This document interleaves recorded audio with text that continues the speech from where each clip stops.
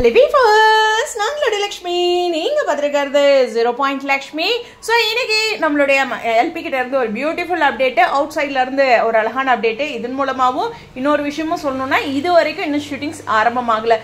உண்மையுமே இந்த மாசத்தோட எப்படியும் மலேசியா போயிட்டு ஒரு நாள் 2 நாள் டிலே ஆகும் அப்படின்னு நானும் நினைச்சதான். பட் இன்னும் இன்னைக்கு தேதி பாத்தீங்கன்னா உங்களுக்கே தெரியும், 4ஆம் தேதி வந்துருச்சு. இது வரைக்கும் ஷூட்டிங் ஸ்டார்ட் ஆகல. நான் குறிப்பா மண்டே வாச்சும் ஸ்டார்ட் ஆகும் அப்படின்னு நான் நினைச்சேன்.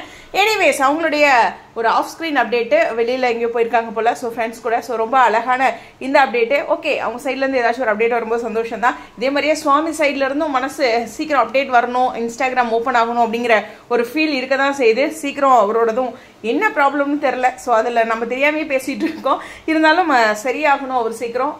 அதுதான் ரொம்ப ஒரு எதிர்பார்ப்பா இருக்கு. கண்டிப்பா கதைக்களம் ரொம்ப ஒரு பெரிய எதிர்பார்ப்புகளோட இருக்கு. என்ன பண்ண போறாங்க அப்படிங்கிறது பிளாங்காவும் இருக்கு.